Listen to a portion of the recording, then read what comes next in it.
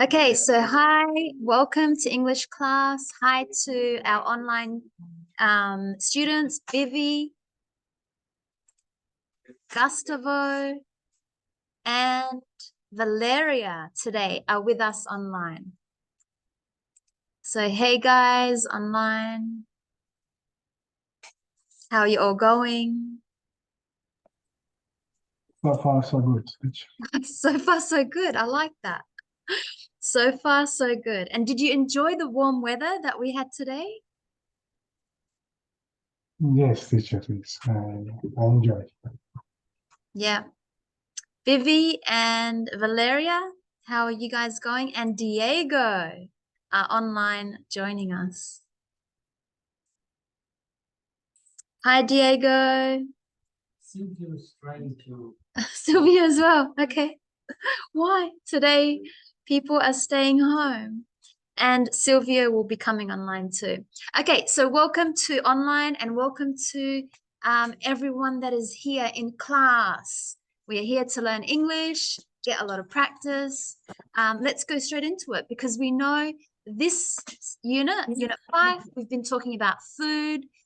Last lesson, we looked at being at the markets and we had the role plays. We watched all the nice presentations about being at the market, asking and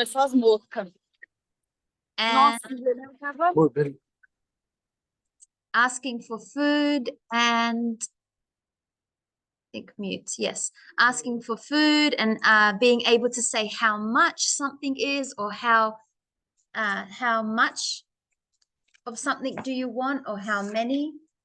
That's what we did all from last lesson.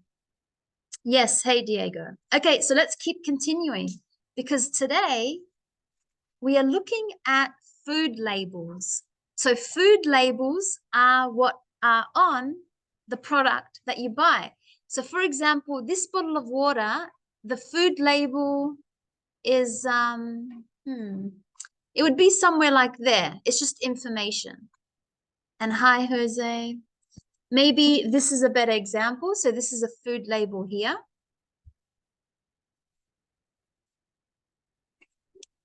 So it tells me what ingredients, I can see from which country the product is from.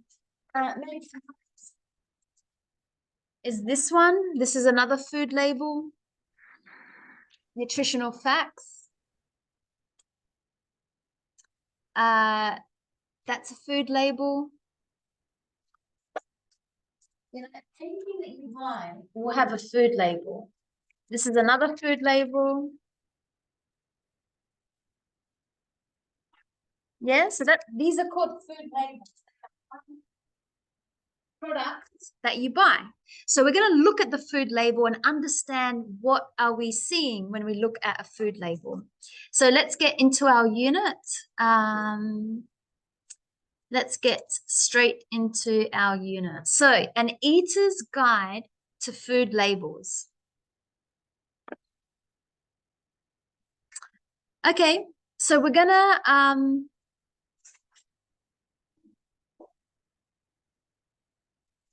let's go to number 1. So we're looking at what foods do you eat every week? So I know every week I eat potato, rice, beans, some meat. I eat bread, yeah, bread, eggs, yeah, eggs every week. Yeah. So think of the foods that you eat every week. Think of the ones that are very good for you and think of the ones that are not good for you. So for example, the ones that I don't eat that are very good, that's a hard one because I eat everything that's very good, cheese and bread and I don't know, mine are maybe all very good. A bit of chocolate, maybe not very good. Burgers, I do like burgers. Fries, chips, yes. Okay, so you know what you eat in your week and which ones are good and which ones are not so good. So just make a list or have a think about it. Hey, Jessica. Okay, let's look now at photos of food labels. So you remember I explained what food labels are? And answer the question. What information is on the label on tins, packets, and boxes of food? Do you ever read them?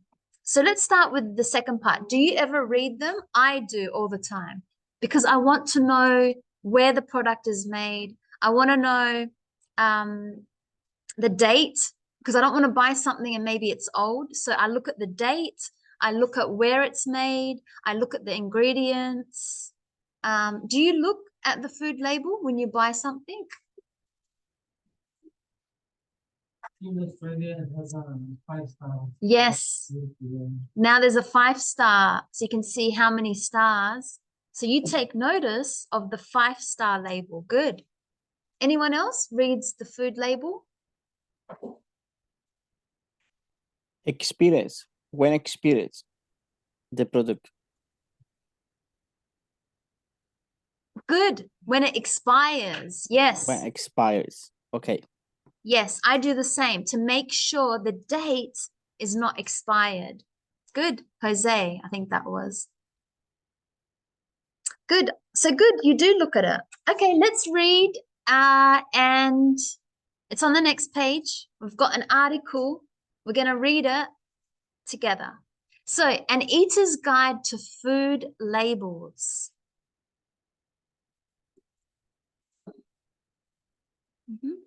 Superfood.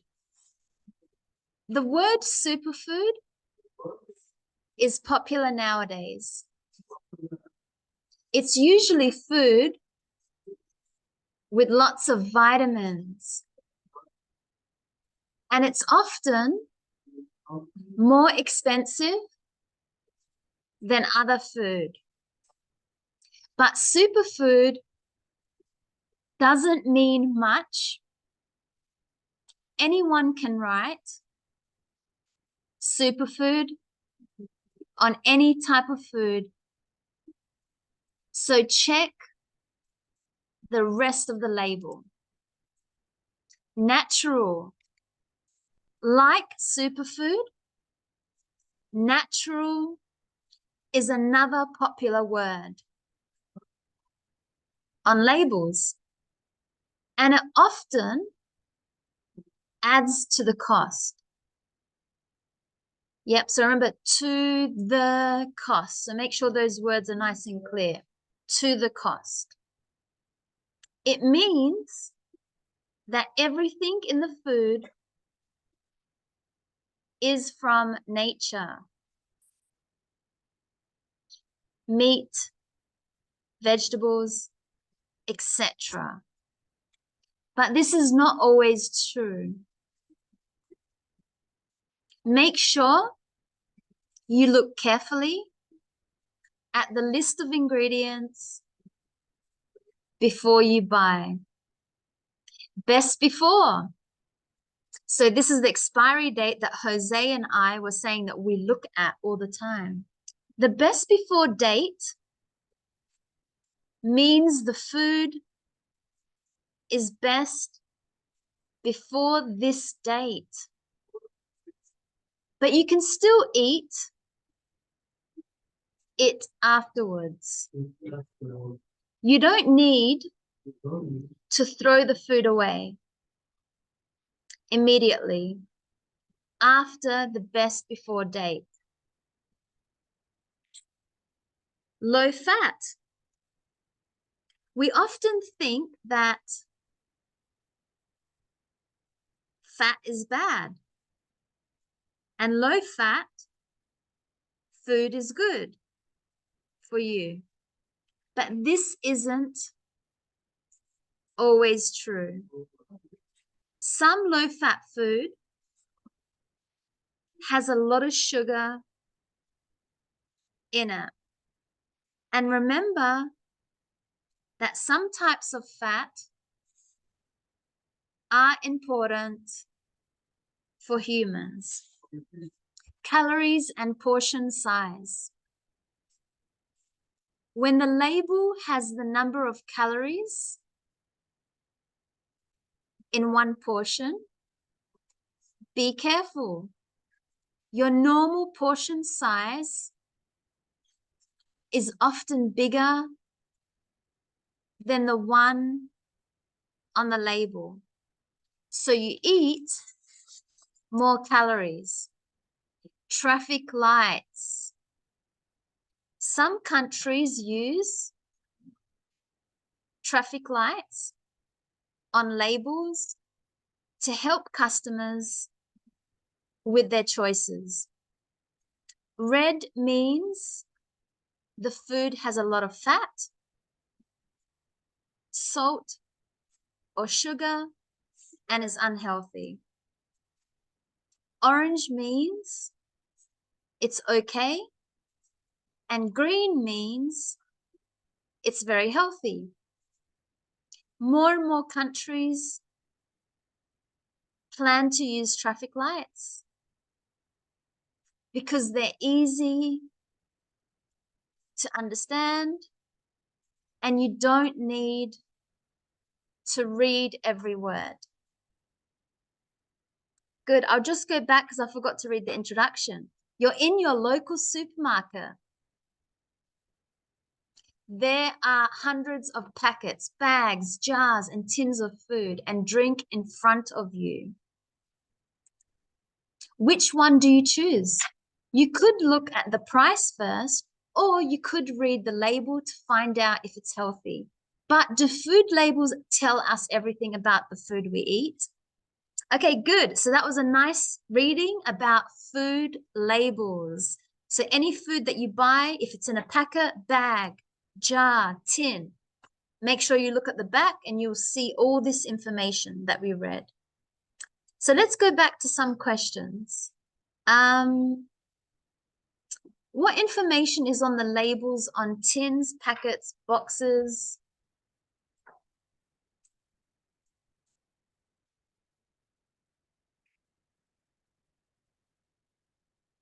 So we know the expiry date, or it's called the use by date, or the best before date. Calories, yep. Gustavo, yes, calories. The weight, like how much does it weigh? If it's organic or not. Sometimes it will say organic. Yeah, the origin of the product. Yep, so where it's from. If it's gluten-free, yes, that's the new one which recently in this world we've been seeing. If it's gluten-free, the ingredients list, we can see what it has inside. The barcode, the price, the name of the product. Made in, yep, the origin, made in. Traffic lights. Yes, that's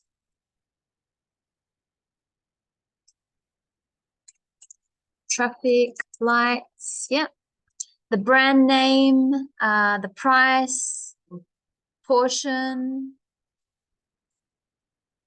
Good, so we can see lots of information on food labels.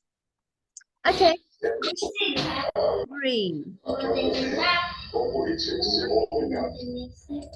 Ministro das Relações Institucionais e da Empatia afirmou que o Silvio. governo de 10 milhões de reais para compensar estados e municípios com perdas muito Please.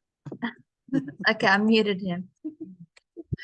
Okay, so let's have a look at question 3. Food with superfood or natural on the label. Is it A, always good for you? Or B, often costs a lot?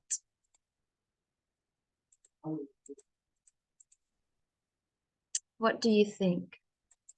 The word super food or natural, does it mean it is always good for you, or often costs more money than other food?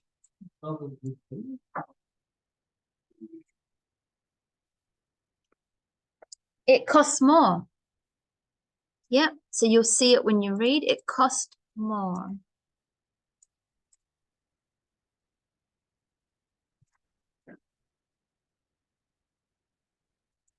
So 1B, Superfood or natural often costs more money. So if you ever see that word, it's going to be more expensive than another product which doesn't have that word. Okay, the best before date, number 2, means that the food is good to eat before the date, or don't eat the food after the date.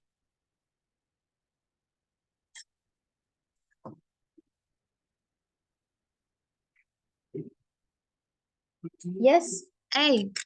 It means best before means the food is good to eat before this date. You want to eat it before or drink it before. In low-fat foods, there is often a lot of sugar. It's funny because it says low-fat. You think not much sugar, but it actually is more sugar. So be careful. If you see something that says low-fat, it doesn't mean that there's not much sugar. It actually means there's a lot of sugar. Hey, David. Traffic lights on the food labels, do they use 2 colors or do they help you choose healthy foods? For B, they help you to choose. And we talked about what the color means. The red, the blue, the red, green, yellow. Yes. Okay, we're going to look at this word mean. The writer uses the word mean in the blog. So the blog just means it's a writing that you put up on an internet page, on a web page. It's a blog. It's just a page of writing. Match the sentences with their words. So red means the food is unhealthy. What does this word in this sentence mean? Is it to explain a word or to say what something shows or tells you?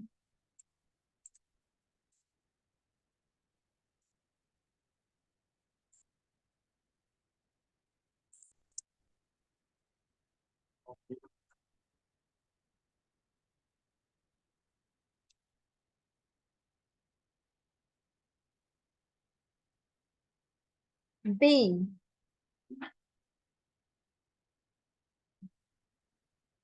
So red means, that's to say what something shows you or tells you. Red means it's showing us, it's telling us that the food is unhealthy. So 1B. That means 2, the word healthy means the food is good for you. So this word here, it's telling us what the word before it is a definition. It's giving us what that word means. Like, what is that word in another word? So healthy, the food is good for you. So 2A. So you can see this word mean. Hi, Silvio. How are you? I hope you are well.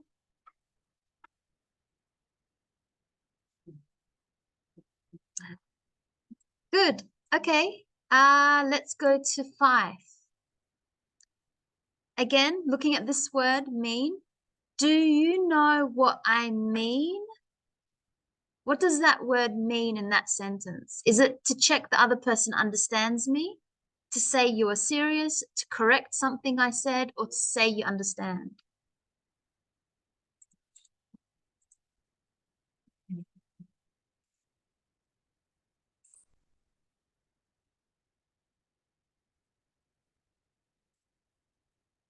Do you know what I mean? Yes, I'm checking.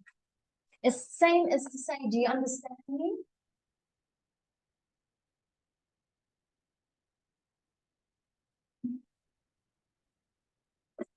So it's the same sentence if I said, do you understand me? Do you know what I mean? Do you understand me? Do you know what I'm talking about? That's what it means. So 1A.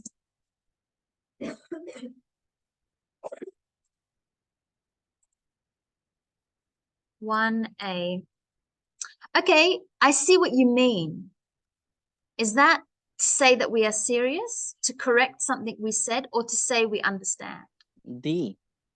Yes, I know what you mean. I understand. I get it. That's what it means. Yeah. You say you were a friend. Yeah. Yeah. I see what you mean. Like, I understand you. That's what that word means. That sentence is like same to say if I said, I understand you. Your pizza is delicious. I mean it. Is that to correct something I said Sí, or to say that we are serious? Sorry? sí. B? Yeah. Yeah, it means I'm serious. I mean it. I'm serious. Believe me. I mean it. Like it's true. I mean it. It's true. Believe me. I'm serious. Believe me. We went out for dinner last Friday. I mean last Saturday. Sí. This would have to be that I'm trying to correct myself. I made a mistake in what I said before. So I'm trying to say, oh no, not Friday. I mean last Saturday. So can we understand all the ways that we can use this word mean? It has like 4 different ways, right? Hey, Jimin. So yeah, we all understand this word, mean. Okay, let's see. What does the word vegetarian mean?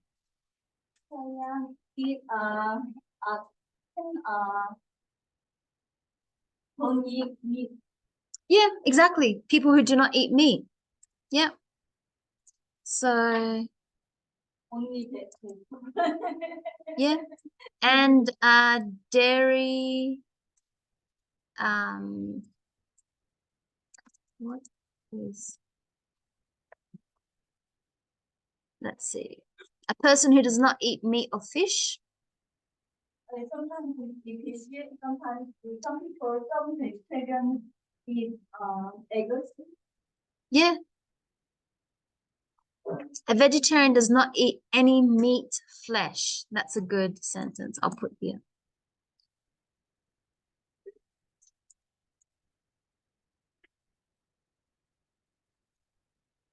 Okay, so a vegetarian does not eat any animal flesh. Flesh is like the inside of their body, such as meat, poultry, poultry is chicken, or fish. But yeah, well, ham is from inside the animal. So any like of the inside of the animal, but they can eat maybe eggs. That's what it means. Okay, question. What do the 3 colors on the traffic light mean for car drivers?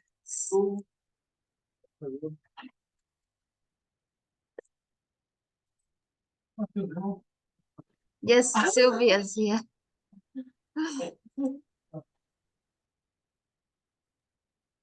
So, no, he went. See? He went now. He went. Tell him to come back. Say, come. So, what is the colors on traffic light meaning? So, the traffic light, it tells us to stop if it's red. Mm-hmm. Red, stop. Yellow, wait. Slow Go. down. Green, go. Green, go. Yeah. What did you say about yellow? Yellow is wait. Yeah, slow down. You're starting to slow down when it's yellow. You have to prepare to stop.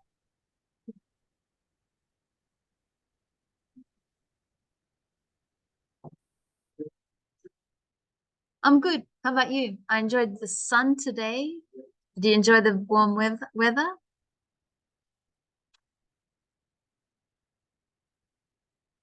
Yeah. So you can write,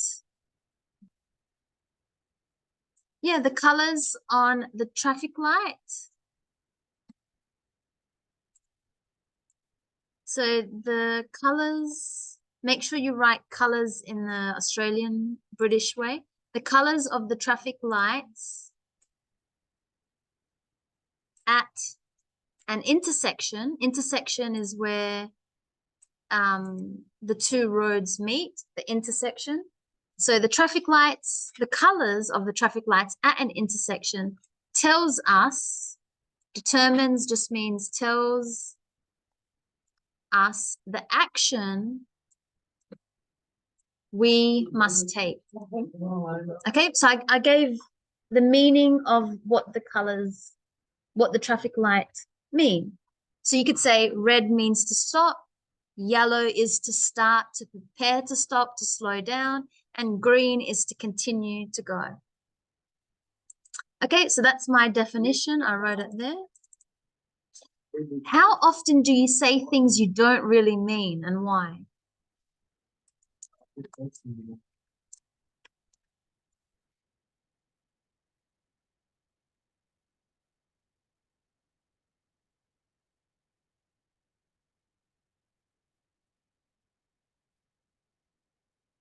So I wrote, well, not very often, because the question was, how often do you say, remember we looked at how often, not very often, very often. How often do you say things you don't really mean? That means that you say things, but you don't believe it to be true. Like you might say it because you're angry, but it's not really what you want to say. Or I might say something, but it's not really what I feel or want to say. So my answer was not very often. But if I do, I correct myself soon after. How about you? Does anybody say things and they say things they don't mean? Every day. Jose, every single day. Every day.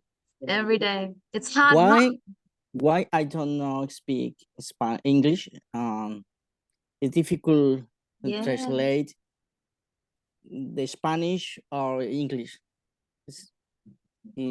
What is for why? That's a very good point. So what you're trying to say, Jose, is that I often say things I don't really mean because of my English level, because I want to say something, but it comes out differently, or some people don't understand me. So yeah, very good answer, Jose. So Jose's answer was I often, quite often. So remember, you just need to answer how often, quite often, not often, very often.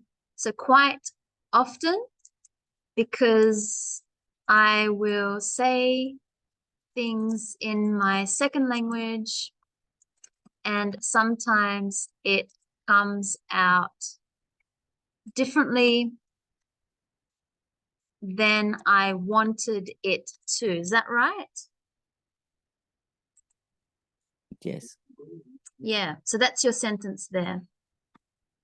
Anyone else? How often do you say things you don't really mean? Sometimes some people, they'll have a fight with their wife or their girlfriend and they'll say something because they're angry.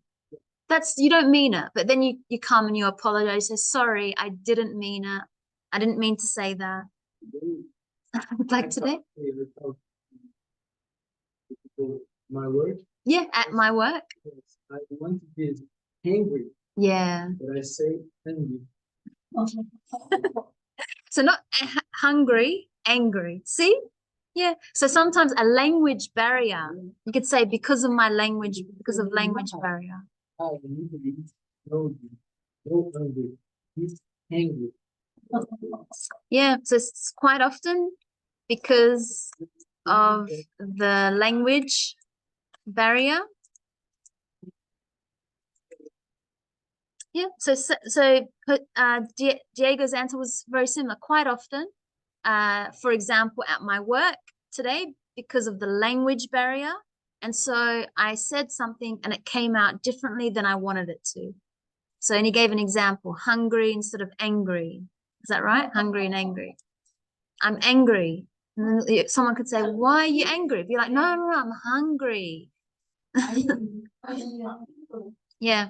So that's a language barrier. That means because, you're not able to use the second language very well yet. Yeah. Okay, good. Or some people will say things they don't mean because they're too stressed, because they're upset. They'll just say things because, in that moment when your emotional level is very high, you'll say things but then you realize, no, I didn't mean it. I'm sorry. Good. So we have lots of reasons for saying things, you know, if we mean it or don't mean it. Okay, always ways of giving advice. So the writer's main aim in the blog is to give the reader advice. So do you think, number one, you could look at the price first, or you could read the label? Is that giving someone a strong advice, which means, like, I really want to help you with what I'm trying to tell you? A suggestion is just what I think, you know, I could give you a suggestion. Like, if you want, you should go to Rio de Janeiro. They have the best ice cream in town, but it's just a suggestion. I don't really think it's the best for you. It's not strong advice. Strong advice is more like, you know, be careful. Don't, you know, speed on the road. You'll get a ticket. Strong advice is like, you know, be careful. Always watch out when you walk the street. But a suggestion is like, hey, I reckon you should go to the beach if you have free time, check out the beach at down south. It's beautiful. That's just a suggestion. I'm just telling you just what I think. A suggestion. I'm helping someone with an idea, but I'm not really advising them. I'm just like giving them an idea. Or we say something isn't necessary, isn't important. Necessary means important. So let's go back to this first sentence. You could look at the price first, or you could read the label. Is that a strong advice? A? Is that a suggestion? Well, they did it for us. It's a suggestion. B. B. F. Yeah, B. it's just what I think, and I'm telling you, if you want, like, look at the price, read the label.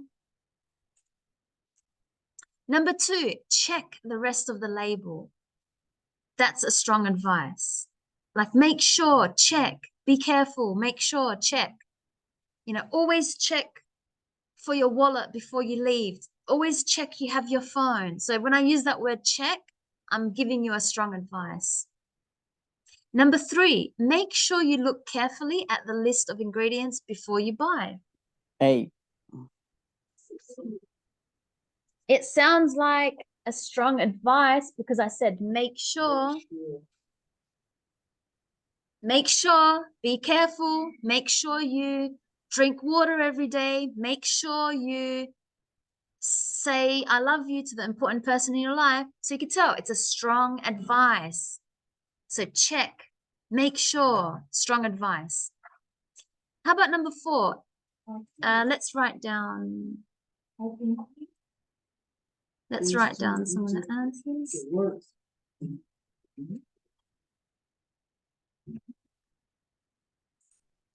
So we have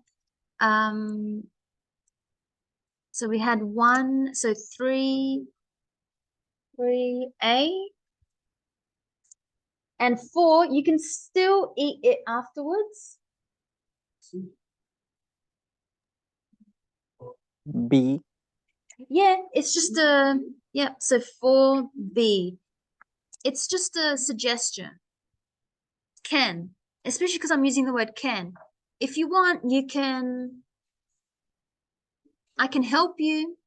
Like, I'm just giving you a suggestion. I can help you. I can lend you my pen if you want. It's not really a strong advice. It's just a suggestion. I'm giving you an idea. 5, you don't need to throw the food away.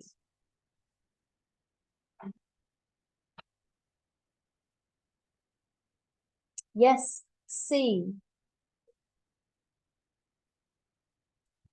So 5C, I'm saying something isn't important. You don't need to. It's not important. It's not necessary. 6, remember that some types of fat are important for humans. That's actually a suggestion. Yeah, it's the same saying, remember to do your homework. So 6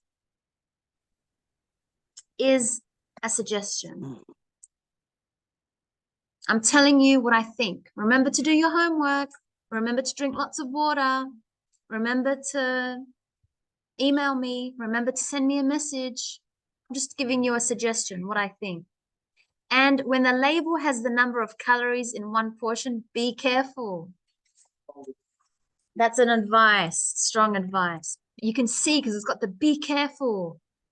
So that's the answers there. Now,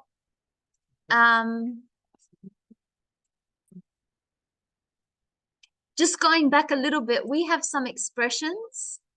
So when we say, I get what you mean, another way to say it is, or I mean it. Sorry, do you know what I mean? I see what I see, said the blind man. Do you get it?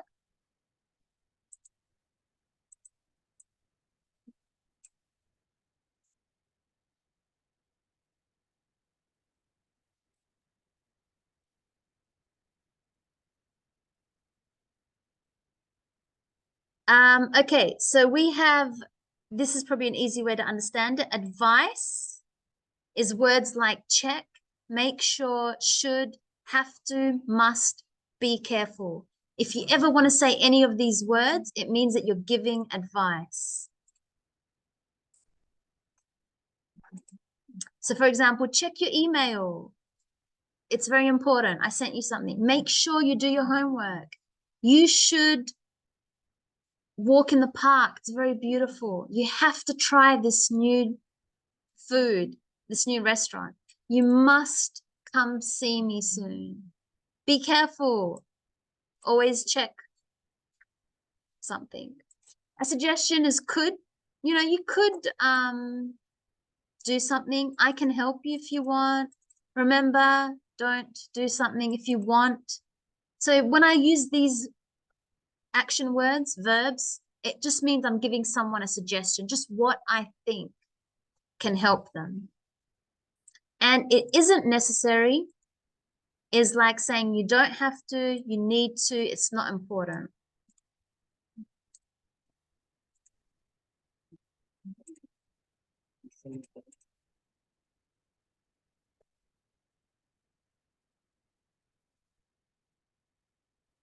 Okay, so we've talked about advice, suggestion, and something that isn't necessary. So what you're going to do now, you're going to imagine that you're writing for people and you want to give them some advice. So remember, I'll leave this up so you've got words like this to use about healthy eating. So for example,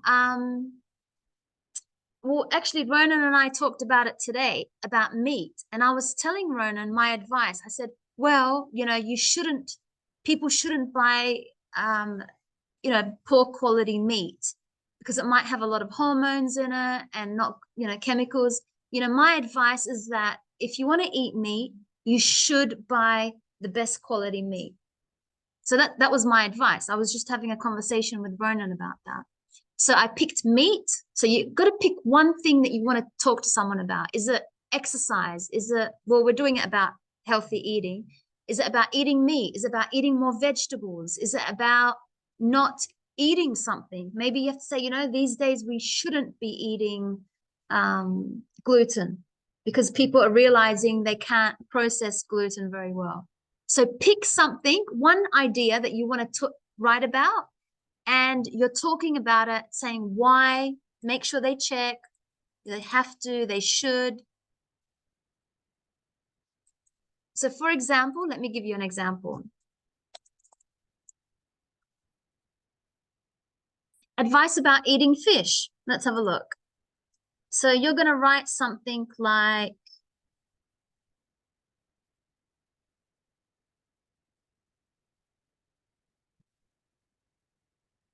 or maybe, I don't know, when someone is pregnant, maybe it's good, you're going to give advice what they shouldn't eat.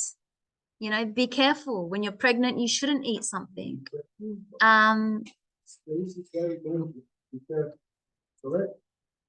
Yes, but we're talking about food. What do you want to advise someone with food? Yeah. This one is how to get your children to eat more seafood. Play a game with them. Serve them fish with something interesting on the side. make the flavors a bit more interesting, whatever. That's an advice for that. Maybe you can give an advice for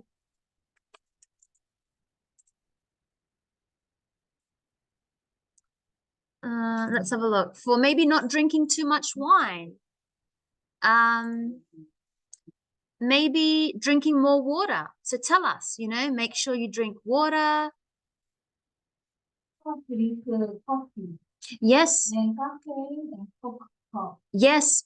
Maybe not excessive, not too much of it. But pick one thing. Don't talk about many things. Don't eat this and don't eat that. Just try and pick one thing and explain to us information about it. So let's write. You only need to write maybe 6 or 7 sentences, but about one thing. Don't talk about everything because, maybe olive oil. You want to say that olive oil is the best olive oil to cook with. So explain why olive oil. Olive oil contains whatever. You should use olive oil not just in your cooking, but also over your salad. Olive oil has been proven to be more healthy than the other oils, whatever. So only pick one thing. Don't talk about many things. Olive oil and tea and fish and meat. One thing and explain to us, give us advice, about it. So that was an example. Olive oil, water, tell us you need to drink how much liters of water each day. You can start by drinking in the morning and then adding a little bit in the daytime. And then at night, drink water before you go to bed, but not too much, whatever. No, one advice. Yep. And then, yes. Yeah, exactly. But you have to talk a little bit more. You've got 5 or 6 sentences to talk about just that. Maybe when is the best time to drink that? Why? What does it do? Like, what would the lemon and water do? Yeah. And it's good because it instead of just plain water, at least it adds a bit of flavor. You see, you have to write 5 or 6 sentences about that one thing. So what are you going to do? Add it to Padlet. You see here, we've got Unit 5C, Advice for Healthy Eating. So pick one thing that you want to talk about and add it into Padlet, and we'll look at it in a moment. Okay, so I'll start reading some of them. Drinking water with lemon. It is a very healthy accompaniment.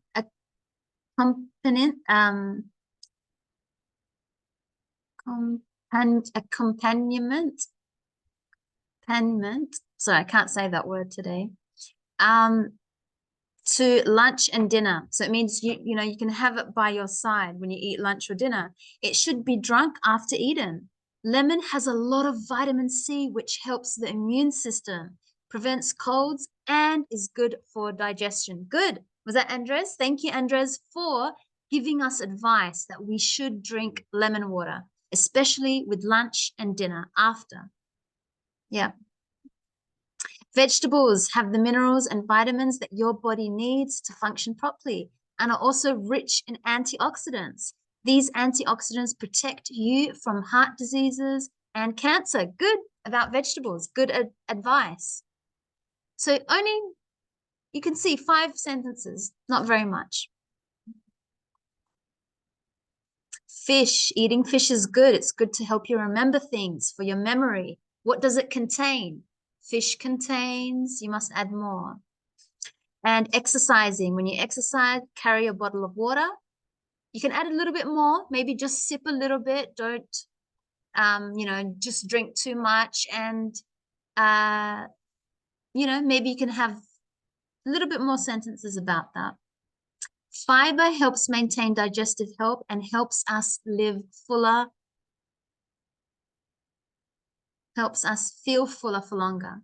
Fiber also helps control blood sugar and lowers cholesterol. Good.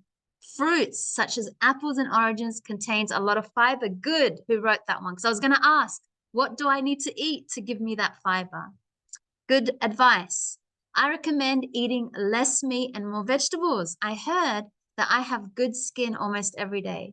Yeah, I might change the English. And I always get told that I have good skin. How to keep a nice skin? How do I do it? I try, or how is that so? Because how is that so? Because I try to eat more vegetables when I have a meal. It makes me more beautiful. Good. It makes me, yeah, makes me more beautiful. So I recommend eating less meat and more vegetables. Good, Jimin. Thank you.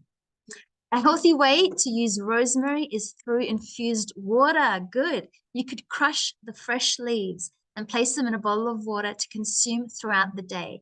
Rosemary infused water enhances your memory and the immune system because it has a lot of nutrients, vitamins, and antioxidants. Ronan, thank you. Good. Okay, so that's all the time that we had to look up for that. So giving advice about a healthy way of living, a healthy way of doing something. Good. I'm glad to read all of those. So let's go to 5D at the restaurant. If you haven't finished, do it for homework. At the restaurant. So we've got a menu.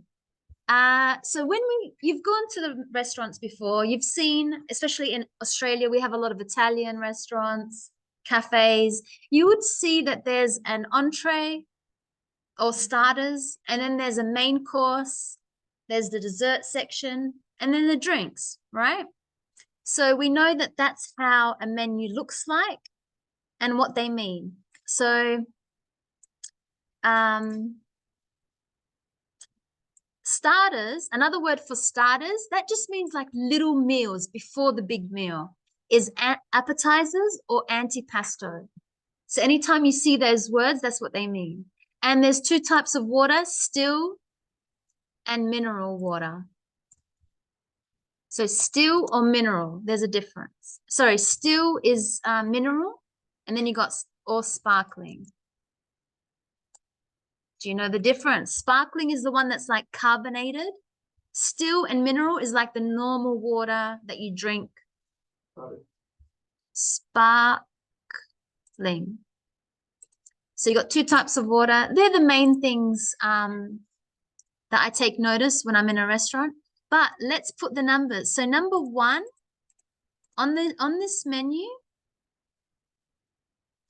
let's have a look. Is this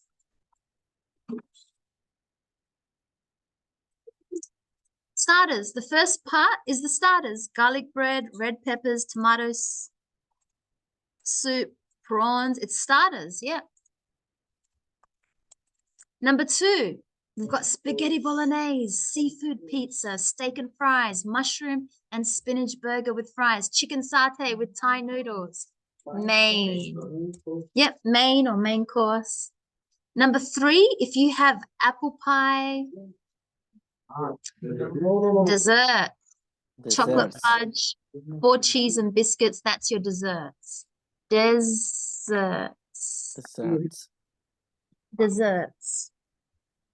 And the last one would be Drinks. Smoothies, water, iced tea, drinks. Which one? Desserts.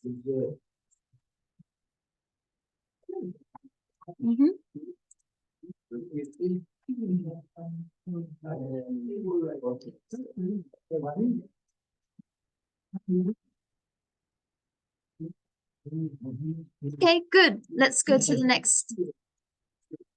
So, what are some common starters, mains, and desserts in restaurants in your country? Have a think about it.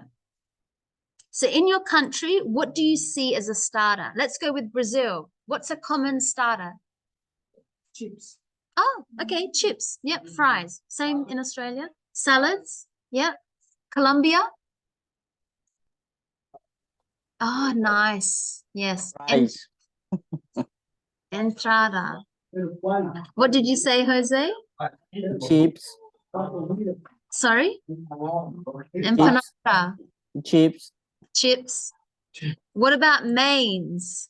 We have in Australia steaks, burgers, Pizza, chicken, burgers.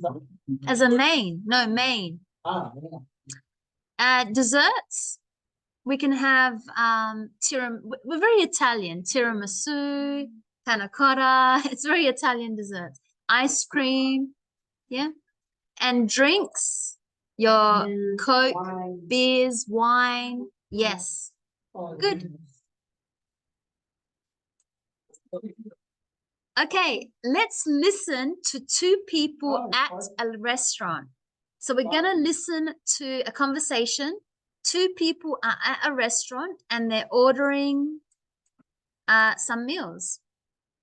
Let's answer the questions. Sorry. Okay, what do they order?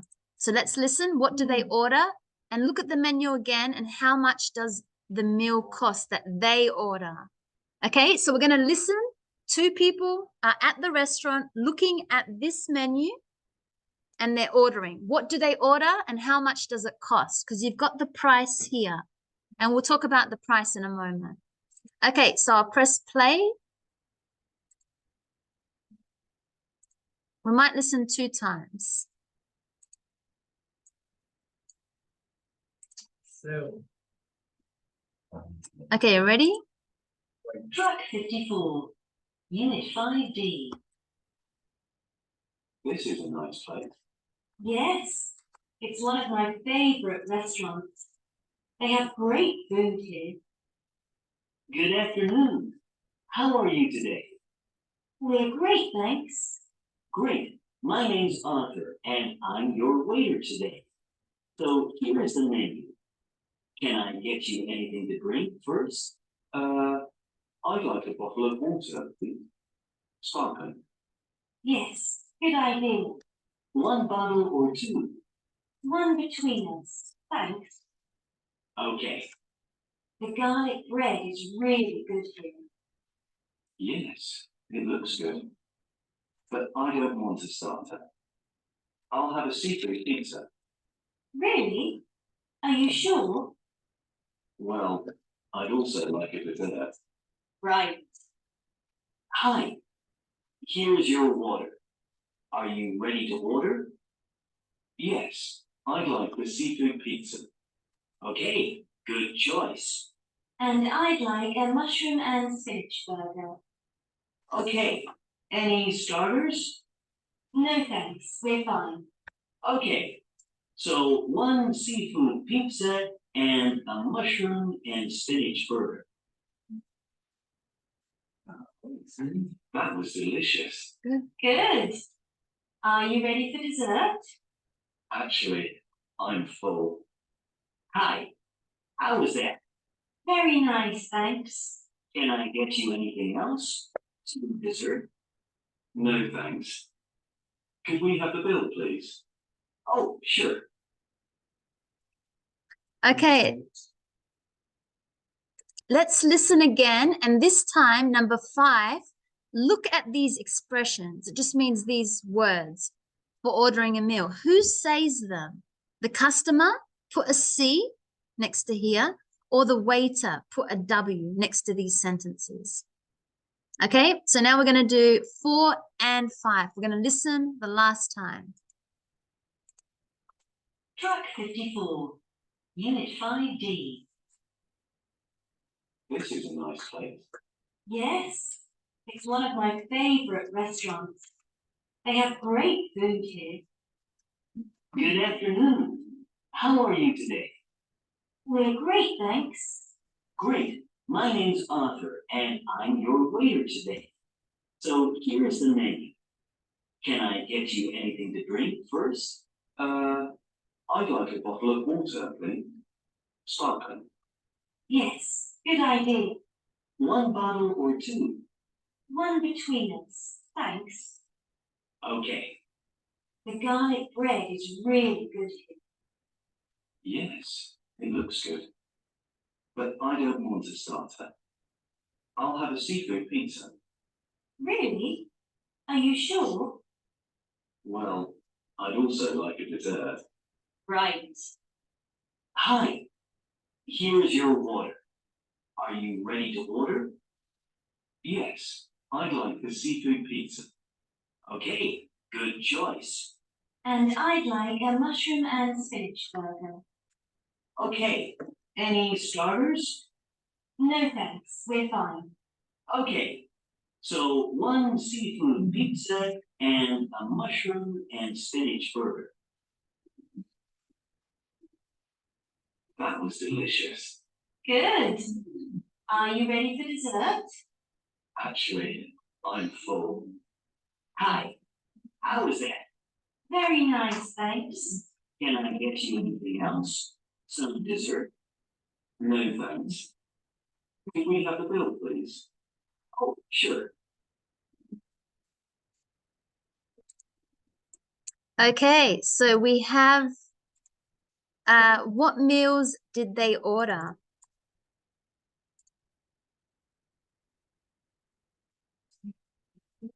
Mm-hmm.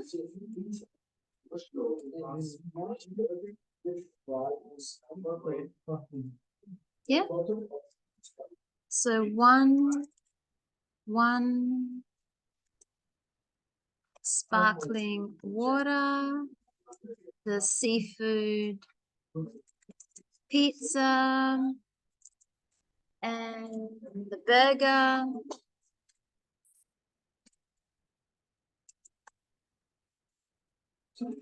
Equals total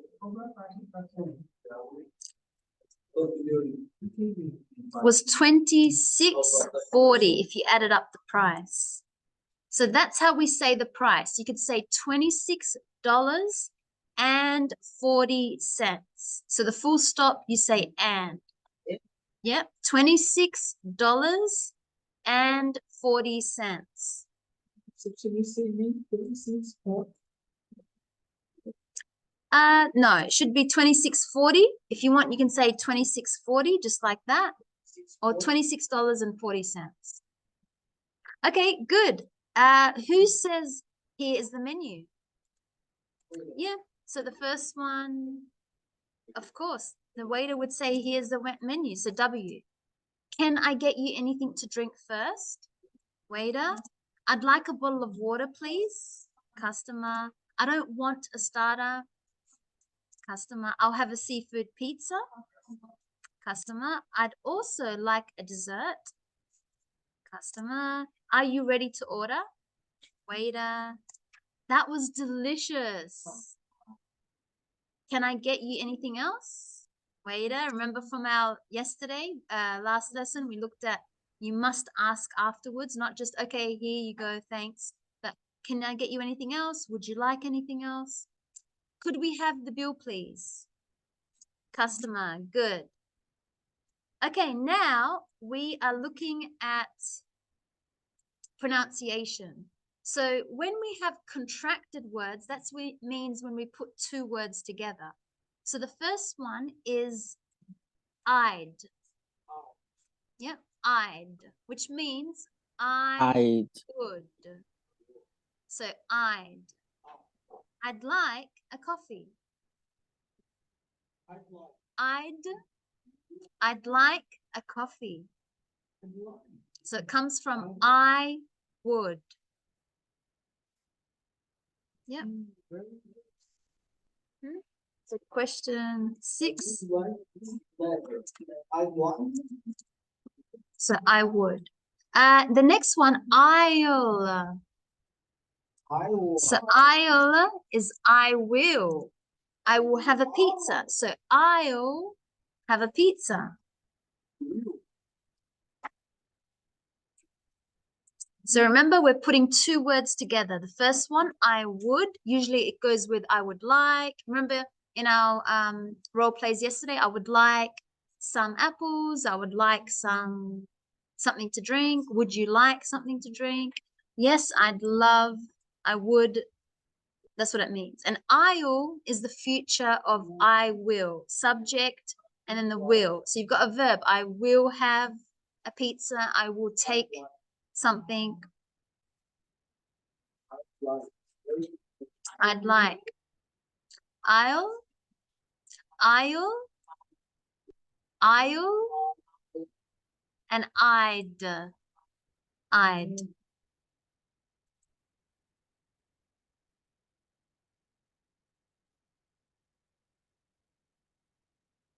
So what sentence can you give me that's similar? If you're pretending you're ordering, what would you say?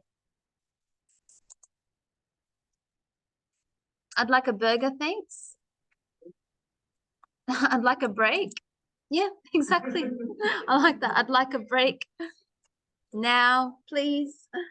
That is exactly what we're going to do. We'll have a break and then we'll come back and do some more. In the next part, we're going to be writing recipes. So I hope that you guys are cooking and you know how to bake and cook. So think, you know, of a recipe. Well, don't yet think of it. We're going to talk about recipes. Okay, so when we come back after the break.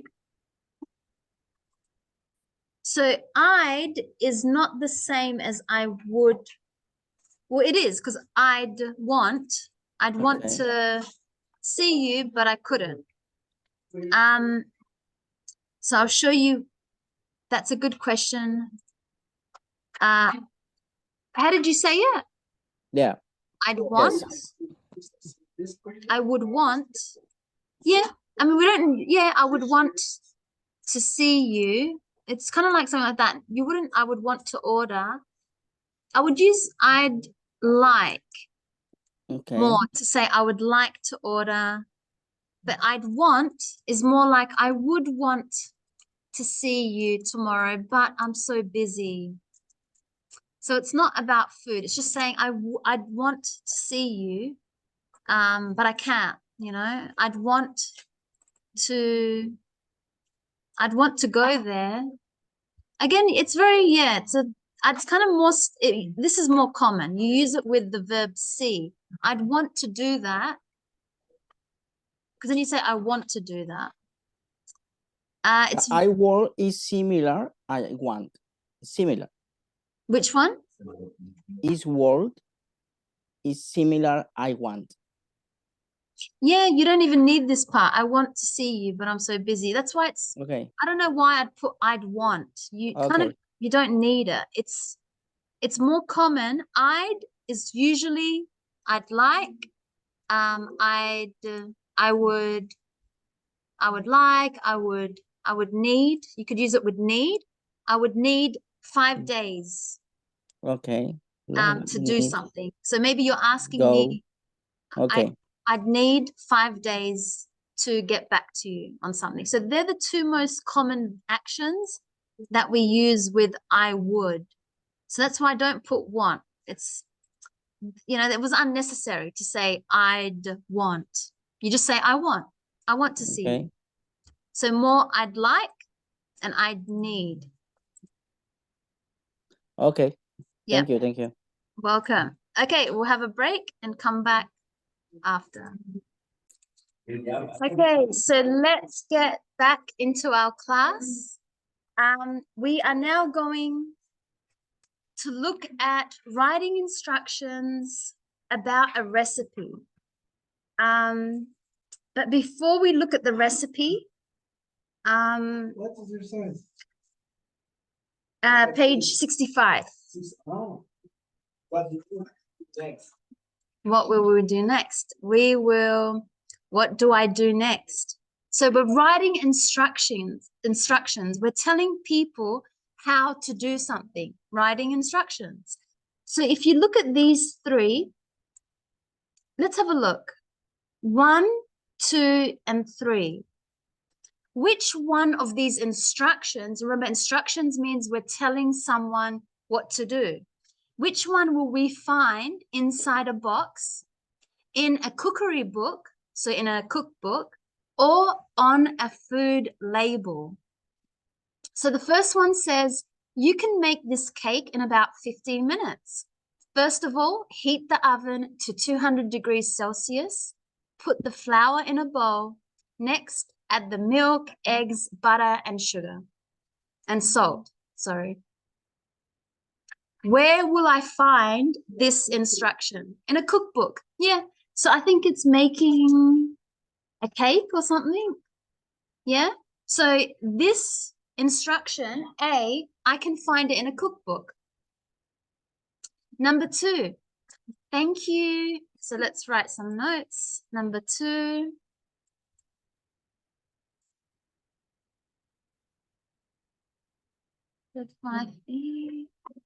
So number 2.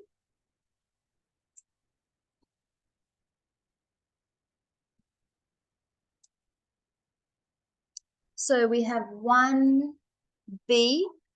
So number 2 says, thank you for buying this home barbecue grill. Thank you for buying this home barbecue grill. Please follow these instructions. 1, do not use the barbecue inside a building.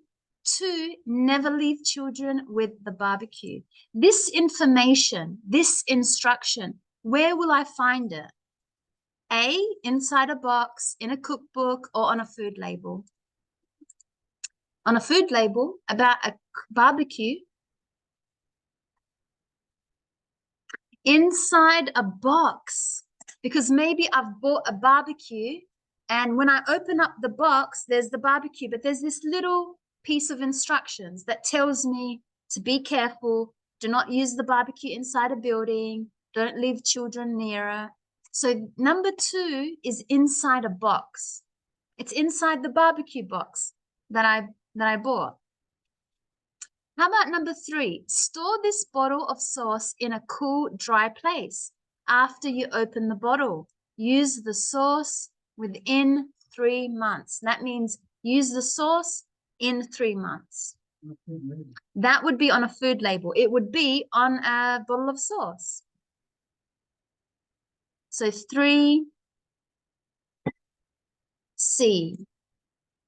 Okay, so interesting to see that we've got some instructions.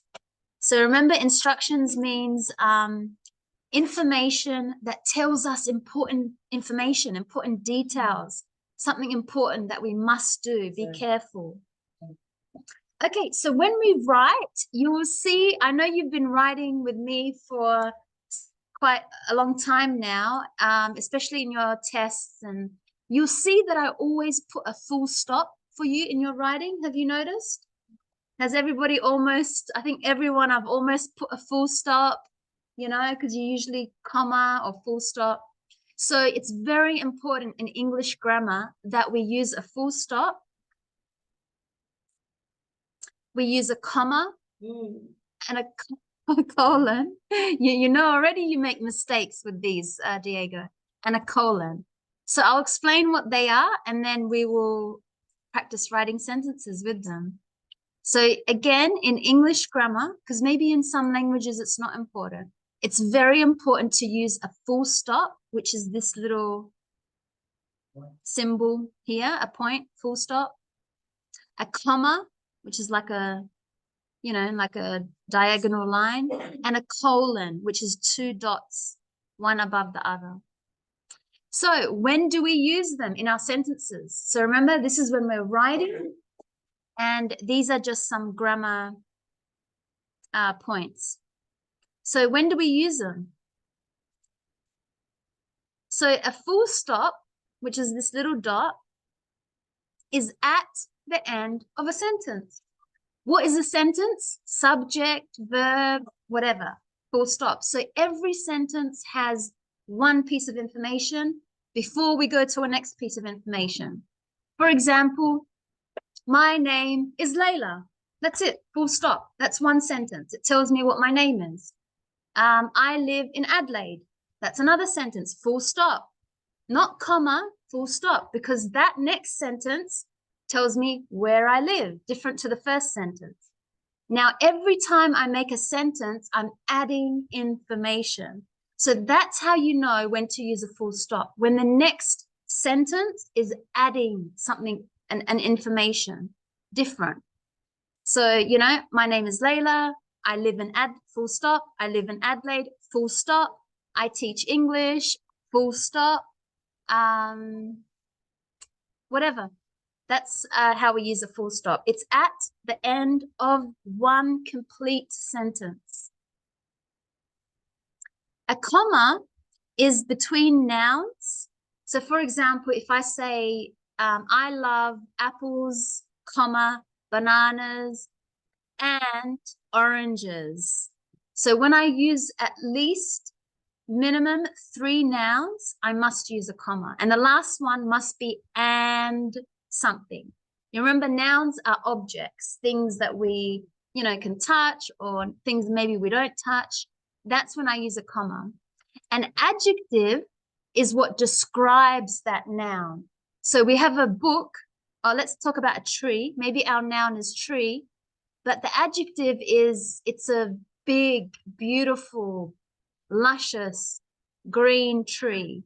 So again, I need to put commas when I use more than 2 adjectives. So I would say the tree is big, comma, beautiful, and grand, and green. Or we use a comma after sequent words.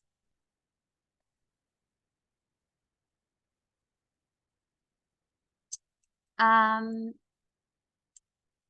example of the sequent words is when I use words like this: firstly, so to start my sentence, firstly, comma. Or if I want to start my sentence with first of all, comma. Or secondly, comma. However, comma. Then, comma. Afterwards, comma. So it's when, or next, comma, or but, comma. So it's when I'm telling a story, or I'm telling someone what to do, and I'm moving in time, First I did this, secondly I went here, and then lastly I did this. So these words which start a sentence, I must put a comma after them. So the first one, firstly, I'd like to tell you, welcome to the class. That's one sentence, and it has a comma after the word firstly. First of all, let's say hi to each other. So again, if I use this word in my first sentence, I would put a comma. First of all, let's get to know each other. That's how after these words, you must put a comma. And I also use a comma between 2 clauses. What does that mean? That means when I use words like when or as my first sentence, so it's like I've got 2 parts, 2 actions. So when I was a kid, that's the first action. I enjoyed running a lot. So I'm telling you 2 information in one sentence. And I'm using the word when. It's usually when you've got sentences, as I said, that starts with when, or it could be sentences that start with as or while.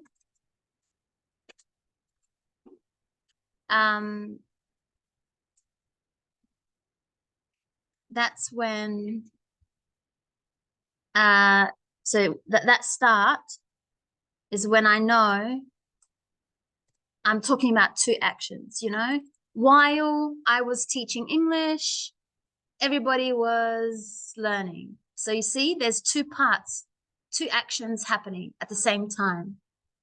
So then that's when I need to put a comma between these 2 actions. So they are incomplete sentences by themselves, because if I just stop here with a full stop, when I was a kid, that doesn't make sense. It's like, yeah, what happened? Like, what are you trying to say? When I was a kid, what? So I cannot separate this sentence, this part of the sentence, to this part of the sentence. I mean, this one could work by itself. I enjoyed running a lot, but it just doesn't tell me when. I enjoyed running a lot, but I want to add when, the time. So when I was a kid, comma, I enjoyed running a lot.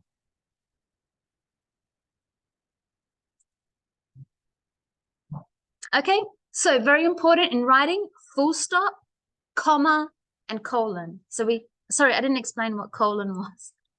Colon is to introduce a list. So for example, I want to tell you how to play soccer. So follow these rules to play soccer correctly. So you see how I got that the colon. So number 1, do this, stretch. stretch out your muscles. Number 2, drink lots of water. What is it? Number 3, these are just fakes, not real sentences. Number 3, it's not English sentences. It's just to give you an example. Number 3, you know, have great teamwork. So when I want to give you a list, I must, it's like saying follow, you know, follow these instructions to speak English well. Number 1, practice English every day. Number 2, find an English speaker. Number 3, watch lots of videos. Number 4, listen to movies and have subtitles. Yes.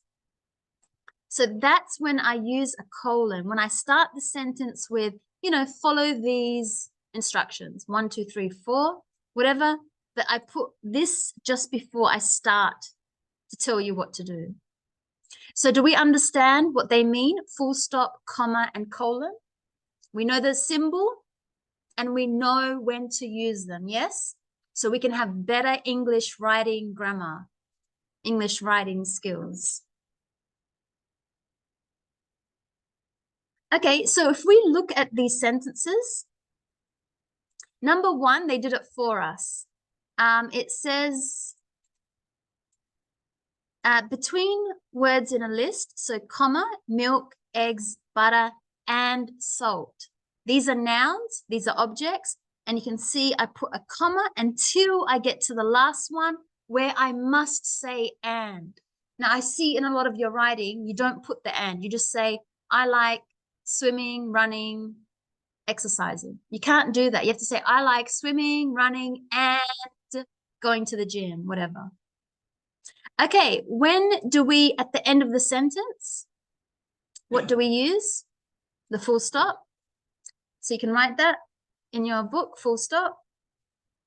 How about between 2 or more adjectives? Comma.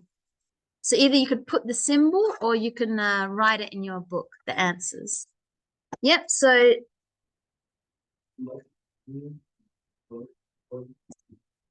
number 4, to introduce a list, colon.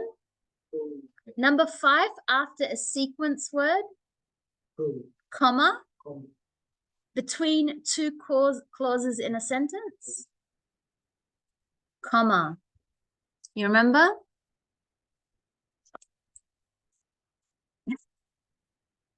Okay, read the instructions.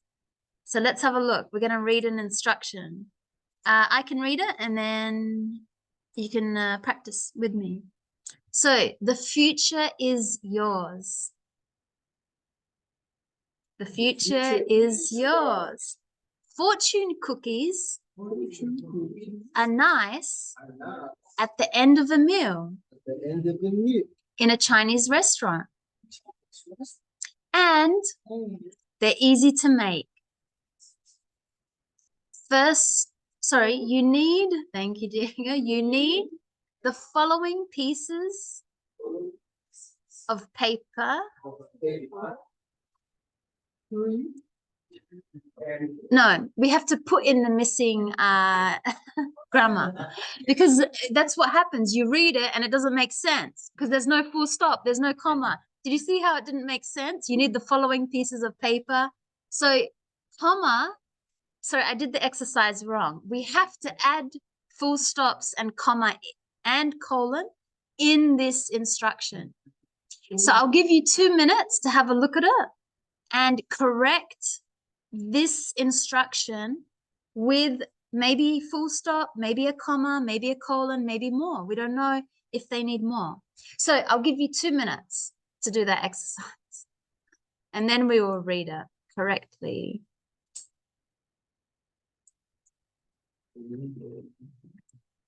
Yes.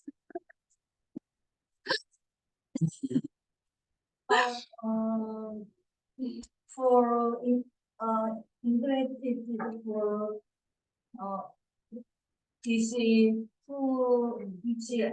I like Any dish that you want, your favorite, and upload it to Padlet. So remember, don't forget, upload it here. You'll see it says Unit 5E recipes. So 5 minutes, your favorite dish. You don't have to make it very long. Simple instructions. Keep it simple. Okay. Okay, so online, Vivi, Gus, Jose, Sylvia, Valeria, upload it to Padlet. Okay, teacher. Cool. Okay.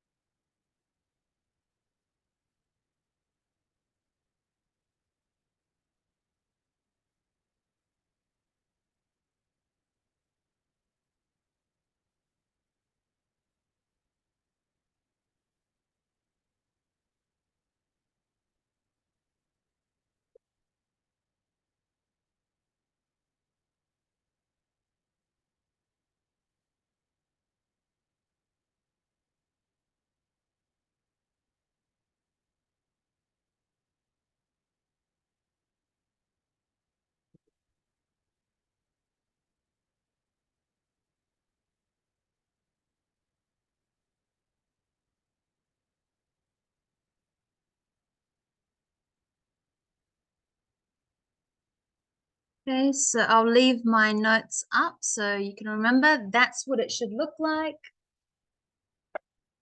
Keep it simple. And if you haven't uploaded your first one to Padlet, make sure you do that, the advice. Okay, so you don't have to do it for homework.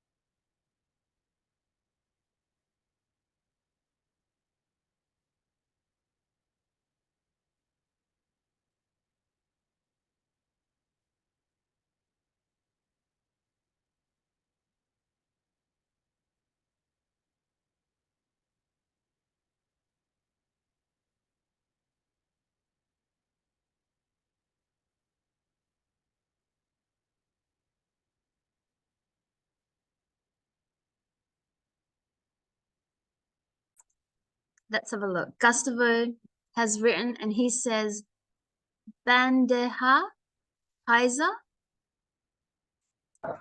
is, you can't just put a comma like that, is a classic Okay. Colombian dish. Full stop.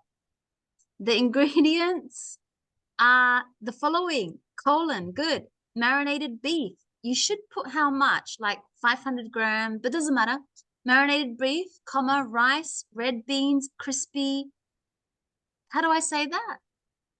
Chicharrón. Ripe Chicharrón. avocado slices, a fried egg with a golden yolk, and you don't need a comma before and. That's American. And how do I say this sauce? Ahogado. Sauce. This hearty platter showcases the diverse and passionate flavors, make sure it's the Australian British spelling, of Colombian cuisine. Beautiful. Thank you for sharing that. Good. It was just simple. You didn't say preparation, how to make it. You know, first heat the olive oil with some onions, then add the beef, cook for 5 minutes. So you didn't tell me how to make it.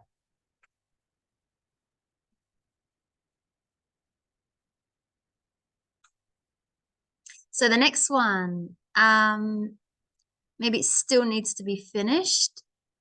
Bandebono. Who wrote this one? Is typical of Colombia. Full stop. I would put a full stop. That's just one good complete sentence. It's enough information. Its ingredients are the following. Make sure you split those two sentences up. Okay, good. So keep uploading your writing to your recipes. You know, sharing some meal that is from your country, sharing it with us. So the one that we looked at was maybe Gustavo, that had he could have added what we need to do. Okay, but we do need to get moving, so keep adding them in. Maybe if you need to do it for homework, you can do it for homework. But let's go and continue. We are on 5F, the World Food Quiz. So I can see the caption. It says crates of food and vegetables in a market in Cabo San Lucas, Mexico. So crates means like the boxes, you know, the boxes with like this is what a crate is. It could be plastic. Either you put what bottles in it or vegetables. It's a crate. It's a box. So I can see lots of vegetables, asparagus, carrots, maybe lemon, potato, bananas, sweet potatoes, apples.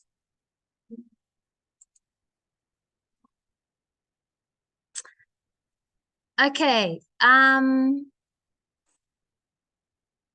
let's watch a video and then we'll come back and do number 2.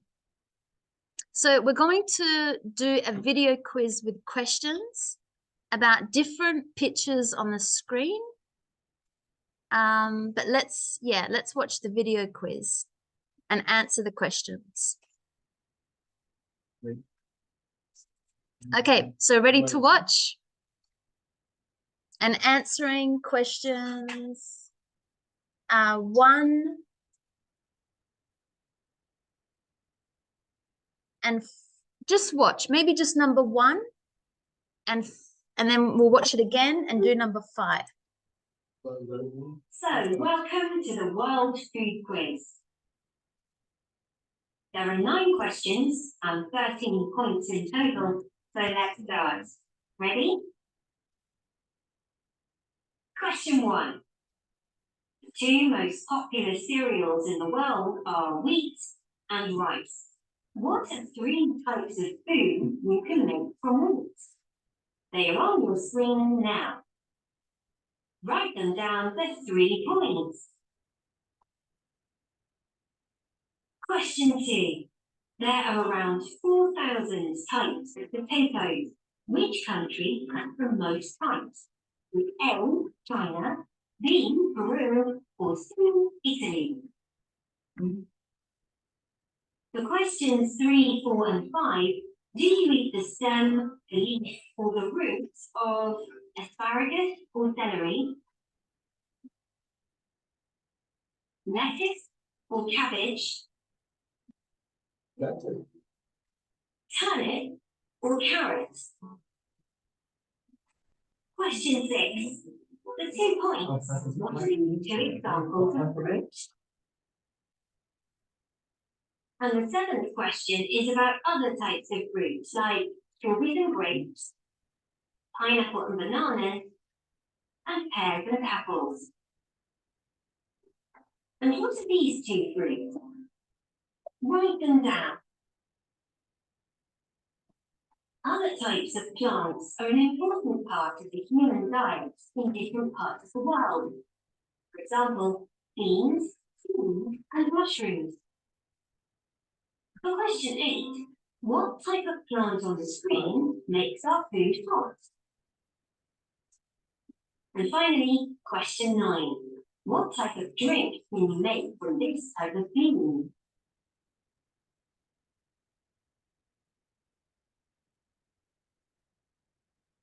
Okay, so let's watch one more time. And now, just before we watch it, let's go answer questions 2.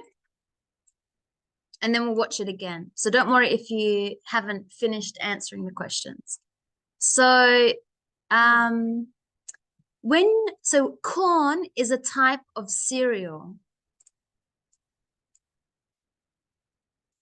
Right? So what we have to do, we've got these sentences 1 to 6.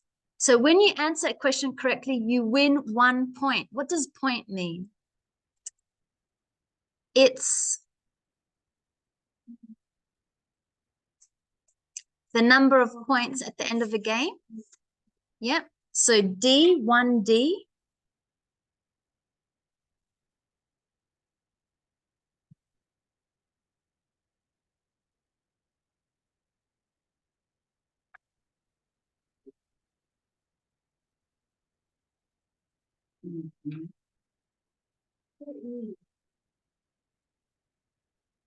To eat. Corn is a type of cereal. What does cereal mean? Cereal is a type of plant which produces grains such as wheat or rice. Yep. So to eat.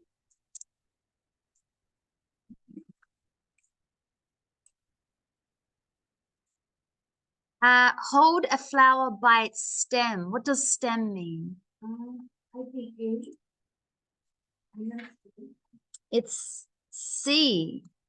The stem is the long, thin part of a plant. So you can see in this image, that's what a stem is, the long, thin part of a plant. Pull up the plant and you can see the root. What does root mean? Hey, the part of the plant under the ground. We can see here the root. A. Yep. 5.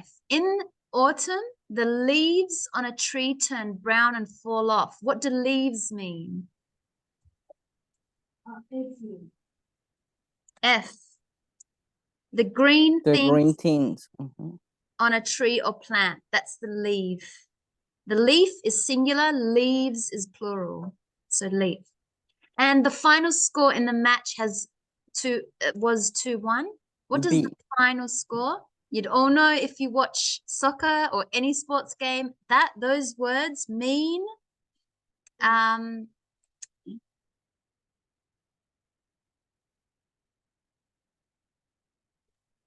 It's B. D. So I actually got them wrong. 1 should be, sorry, 1 is B. So point means a way of counting the score in a competition. And final score is the number of points at the end of the game. It's the final scores. right? Okay, really quickly before we watch the video again, this is like an image. I thought it helps so you could see root is what's under the ground. The stem is then what comes up. And then you got the leaf. And usually you got the fruit. Depends what it could be. I think this one is a strawberry, whatever. And then the flower. So that image is good for remembering what the word root, stem, leaf, fruit, flower. Okay, now let's watch the video again and answer question 5.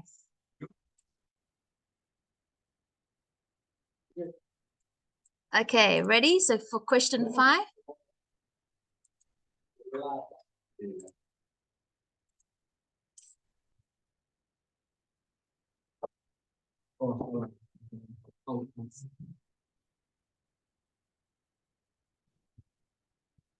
Okay, so here are the answers to the World Food Quiz.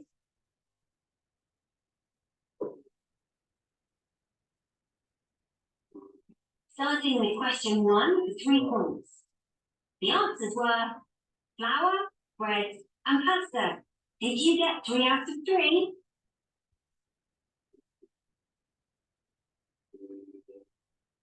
Question 2. And I said there are around 4,000 types of potatoes in the world, but most of them are from one country. The answer is B, Peru. Give yourself a point. For question 3, 4, and 5, with asparagus and celery, you need the stem. With lettuce and cabbage, you need the leaf. With turnip and the Cabbage. In question 6, the answers are tomato and aubergine in British English or eggplants in American English. Question 7 was about sweet fruits like strawberries and grapes, pineapple and bananas, and pears and apples. These fruits are orange and lemon. You get yourself 2 points if you wrote them down. And now on to the 2 final questions about other types of food from different parts of the world. Question 8 asks, which type of plant on the screen makes our food hot? The answer was peppers. And an easy one to finish in question 9. The answer was coffee, of course. So let's look at question 5. That's what we were watching the video and answering the questions. So what are 3 types of food you make from wheat?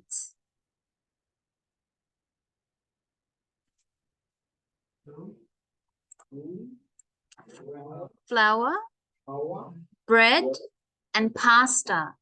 So wheat is like a plant. This is the wheat. So we can make from it. So I'll just show you. This is wheat.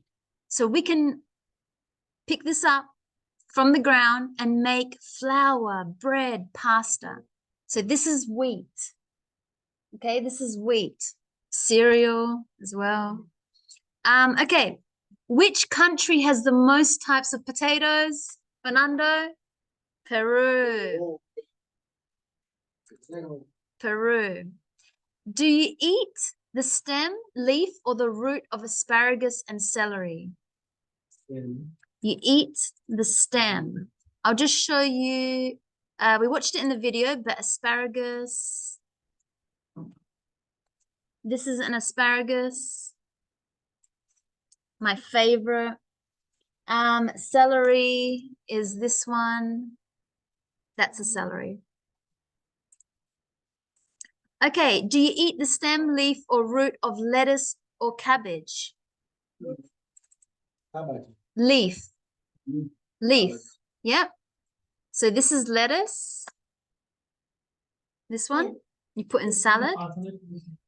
That's lettuce. And cabbage, my favorite in salad as well, is this one.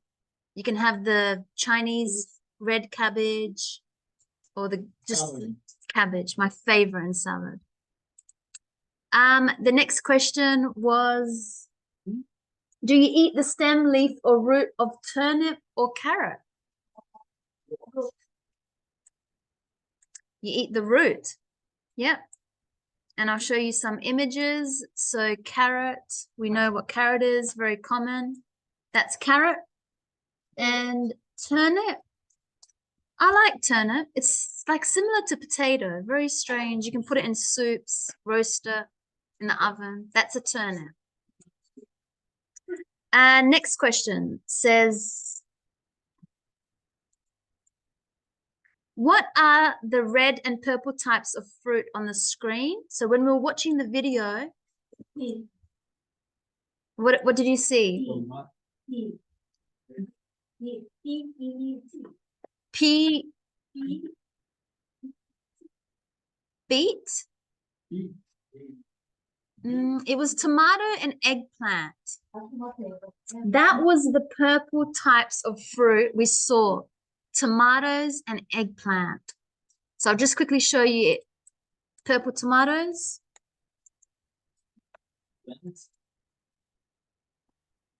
Well, sorry, it would be red, because what are the red and purple? So we saw tomatoes, and then we saw the eggplants, which are purple. Americans call them aubergine, but in Australia, we call them eggplant. What are the last two fruits you see on the screen? Who remembers? What did they see? Orange and lemon. So very simple, orange. Which, Jimin, your orange? This one, orange. That Jimin got me a drink today. So fresh orange juice we can make with that one. And lemons, we know what lemons are. Lemons. Good. What type of plant on the screen makes our food taste hot and spicy? Chilies. Yep, chilies. So plural, or chili or chilies. Yep, you got green chilies.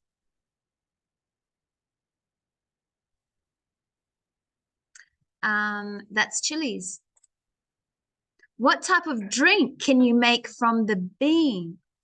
At the end, coffee. So coffee beans, that's what they look like. Okay, let's get to number 6. Let's have a look at answering these questions with these words. So now we know what cereal means that you eat in the morning for breakfast. Eggplant, that purple fruit. The leaves, remember this is the leaves. Seaweed, seaweed we find it, we know that Japanese people, they make sushi from it. Seaweed, that's seaweed. Okay, and stem, we know what the stem is. Wheat, we know what wheat is. So let's answer the questions together. Porridge is a famous Scottish food. It's made with oats, which are a type of cereal. Cereal. Cereal. So porridge looks like this. Porridge. It's made with oats and cereal. It's a type of, cereal made with oats. See you at the excursion tomorrow. Yep. Check the WhatsApp group for the new location. Cool. See you. The British use the French word aubergine, and also I think in UK, the UK and French, but it's called an eggplant, and that's also in Australia. We say eggplant, we use the American word. So don't just think that we use the British word all the time. Sometimes in Australia, we actually use the British word. So we say eggplant. Most people eat the root of the turnip, but the leaves are also very good for you. A tomato plant has a tall stem with lots of flowers and fruit. And flour is made from, see you tomorrow. Are you coming to the excursion? Yes, good. Is made from wheat and you make bread with it. The last one, seaweed is traditional in countries by the sea like Japan and Korea. There you go. Before we do the next part,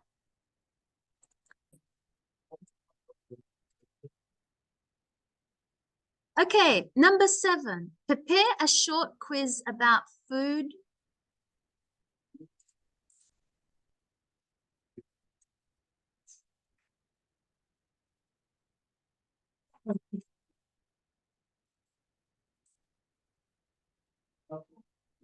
Okay, so pick a fruit and you're going to talk to us about it. So I'm going to give you a fruit. Actually, no, pick your own fruit and you're going to tell us about it. Do we eat the stem? Do we eat the leaf or the root? Can we make a drink from it? Okay, so pick one fruit or vegetable. So don't follow the instructions because I'm doing it a little bit different. And tell us about it. Okay, so I'll close that because don't look at the book. I'm making my own question. So pick a fruit. It could be a fruit that's native to your country or a fruit that's native to another country. It could be something different, not just, you know, your lemon, orange, your typical. Maybe pick an exotic fruit. Does everyone know what an exotic fruit is? An exotic fruit is one that's like very, you know, maybe it's only found in the Caribbean. It's not found everywhere. It's exotic, you know, like coconut or passion fruit. Yeah. Yeah. Yeah. Baby. How do I spell that? Yes, there's another. There's like dragon fruit, you know, like something like this. Yeah, I've heard of this one. How do I spell it? Papaya. Papaya, yes. That's an exotic fruit. Whatever. You can pick whatever fruit you want. Okay, so I'll give you 5 minutes to pick a fruit that you're going to tell us about. I'll get you to come up, maybe. Not everyone, because we won't have time, but I might pick you to come up and tell us about it. So just tell us, where is it from? Do we eat the root, stem, or leaf? What can I make with it? Do I make a juice, a cocktail? Do I put it with food? I don't know. You tell us about that fruit. Okay, and I'll give you 5 minutes only for that. Okay, online, you can just write it in your chat box, or maybe I'll ask you to come present. So as you're finishing up, I'll check your writing from earlier. Let's have a look. Pan de bono is typical of Colombia. Full stop. Its ingredients are the following: 1, corn flour; 2, cassava starch; 3, cheese; 4, eggs. Full stop. It can be accompanied by a hot chocolate or game. Yeah, types of meat. Okay, maybe you can tell us how to make it. The next one, ingredients. Who wrote this one? The 1 cup of rice. You have to have the name of the dish. I don't know what you are. So who wrote this one on tablet about the 1 cup of rice, 1 can of coconut milk? Make sure you add, what is the meal? I don't know the title, what it is. Did anyone write that? Maybe someone. Oh, Wilda, you're in trouble. That I don't know what I'm making. I can't just ingredients straight away. Give me an introduction. You know, this is a meal that is whatever. So make sure you put the title, and then I'll come back and look at it. Whoever wrote this one, the city of Medellin is very popular for the arepa with meat, pork, chicken, and vegetables, onion, tomato, corn, and sauces. This meal is also served with potatoes. Maybe a little bit better, like have a list. You didn't follow the structure that I gave you. Gimbap. Is that gimbap, Jimin? Yes. Gimbap is a Korean seaweed lava roll.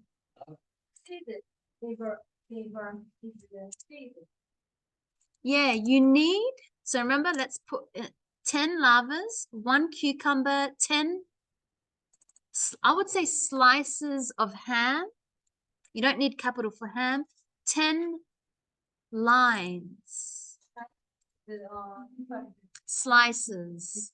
Yeah, 10 we say slices of pickled radish, 10 eggs. Wow, a lot of eggs. 2 carrots, 300 grams of rice, vegetable oil, and remember the last one? You can't just put comma, and salt.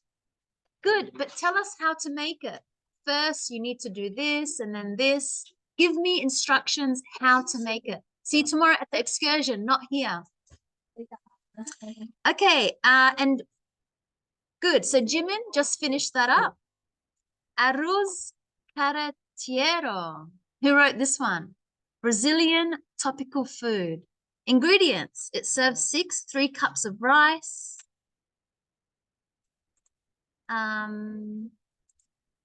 200 grams of sliced bacon, 1 large ripe tomato, 500 grams of dried beef, sia, Italo, 200 grams of chorizo sausage, 1 large onion, red pepper flakes, parsley, salt. Okay, instructions. So that looks pretty good. We won't read it too much now. Okay, does anyone want to present the fruit that they picked? Or I will pick someone. Anyone online? Let's see. Valeria, Jose, Gustavo, Bivi, Silvio. Do you want to tell us about the fruit that you've picked? And you can I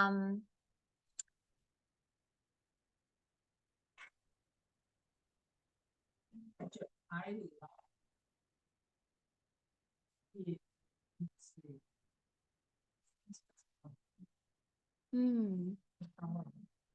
yeah. Um, Let me Google it.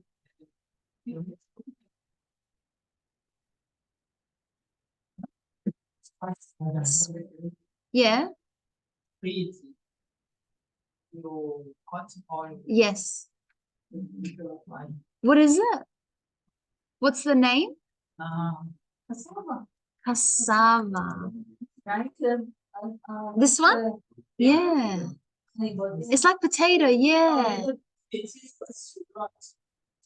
It's the root. Good. Okay, so come up and tell us. Come. So cassava. This is interesting.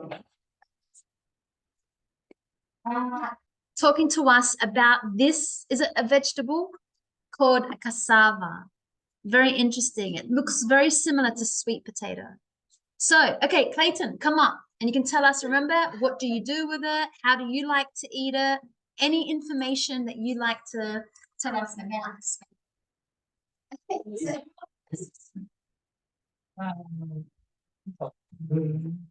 Some is road. Is lights. Very lights. Is prepared in hot oil. Yes. Yes.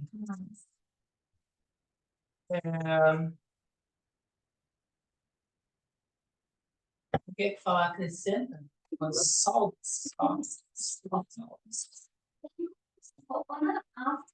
No, no more, no more. Just a little bit. Yes. Very- So grill it in oil. Yeah. Grill it in oil, so first we need to stand it up. So you can do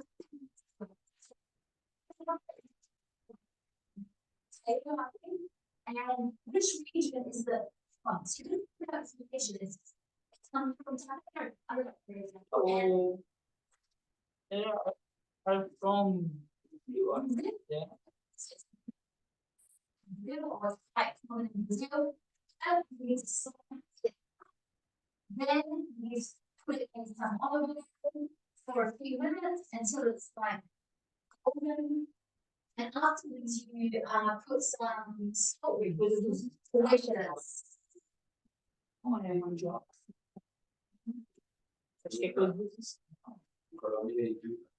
Yeah. Oh, I know. Thank you, Clayton. So, Clayton presenting the cassava. So remember, you got to add sequent words. What should you do? This is what you should do. Okay, Valeria says, would you like to the zapote? Let's have a look at this. So Valeria is telling us about zapote. Is it papaya? It looks no, yeah, not papaya. It's zapote. Very interesting. Do you want to tell us about it? Do you want to open your and just your voice if you want, or your camera? It's up to you.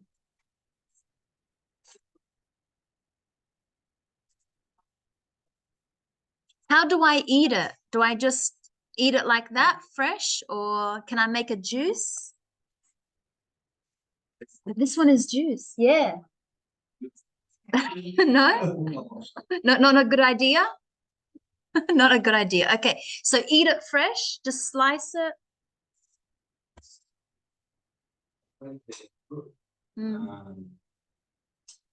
Yep, just eat it at straight fresh. Beautiful. Is it Brazilian? Colombian fruit. Zapote. Beautiful. Thank you for sharing that, Valeria. If you wanted to say something about it, you can, if you want.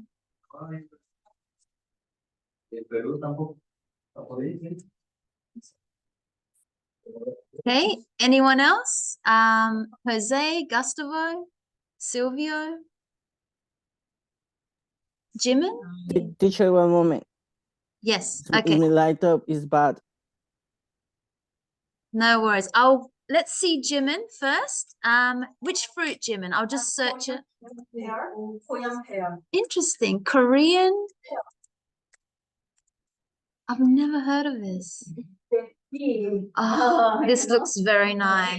Because I like pears. Yeah. So Korean pear. I didn't know. How's it called? Bai? Bay? Bay? There. Okay. So Pera. Korean pear. Jimin is gonna tell us about this Korean pear. So let's listen.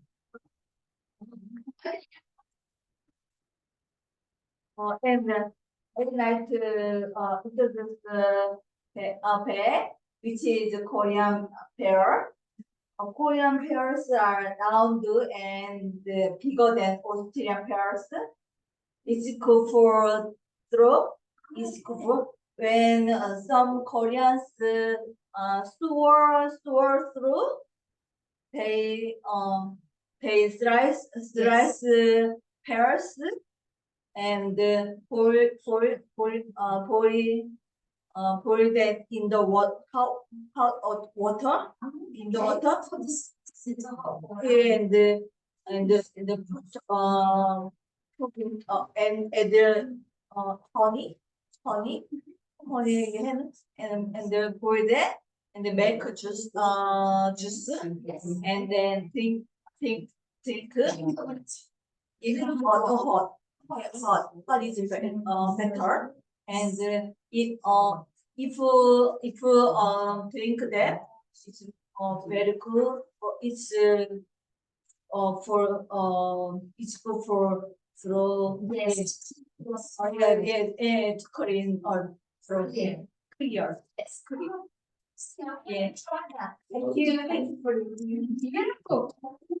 Pear by Jimin. And she was saying, slice it up, put it in a glass of hot water with a bit of honey, drink it, and it will clear your throat. In boiling water. 뭐지? put into and water and slice the pears. Pears. Boiled. boiled honey and Yes. boiled. Yes. Boiler on top of the Yeah. and boil it for a bit. Hot. Yes, in a hot pot. Beautiful. Okay, thank you for sharing that. Anyone else would like to tell us about a fruit? Who would like to go next? Wilda. What do we have, Wilda? What's the name? B. Yeah. R-O-J-O. Boroho. Oh, this looks so nice. So again, this is an exotic Colombian fruit called borojo. Did I pronounce it right? Borojo. Okay, so we're going to hear from Wilda about this exotic fruit. So let's listen. Okay, Wilda. It's used to make juice Yes. and energy drink.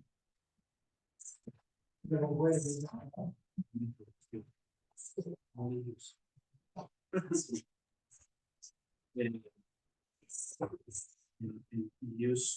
Use con wet milk Sorry. for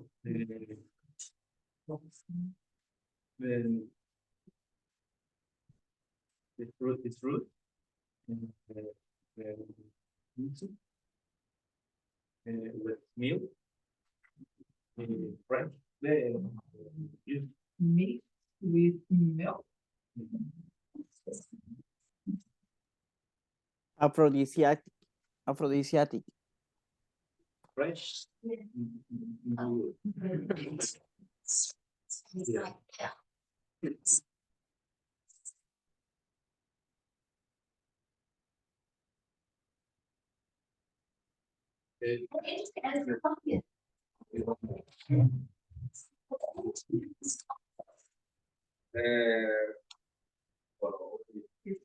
Does the energy drink have milk? No. Yeah. Oh, even the energy drink, milk. The juice, Yes, juice with milk. but the energy drink. Yeah. Oh, same. Okay, that's different. I never, yeah. Teacher is aphrodisiac. Sorry, It's Jose? aphrodisiac. Sorry? Aphrodisiac. It's It's an Viagra. aphrodisiac. It gives you the aphrodisiac feeling. It's Viagra. I wish I could try. Yeah, Cali. So it's more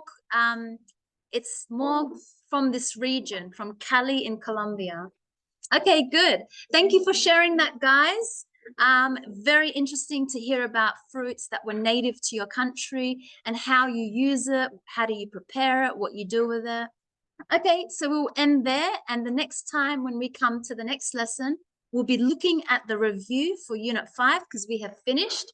So remember, we're going to be looking at all the grammar that we have learned for this unit about food and all the vocab and all, all the grammar about it. So we'll do that next lesson. So we'll see you all next time. Thank you, Jose. Thank you, teacher. Gustavo. Good night. Good night. See you tomorrow at the excursion. Silvio, Valeria. Good night. Good night. Good night. Good night, guys. Tomorrow excursion will be fun. See you. See you, Eduardo, at the excursion tomorrow. Okay, so all have a good night until next time.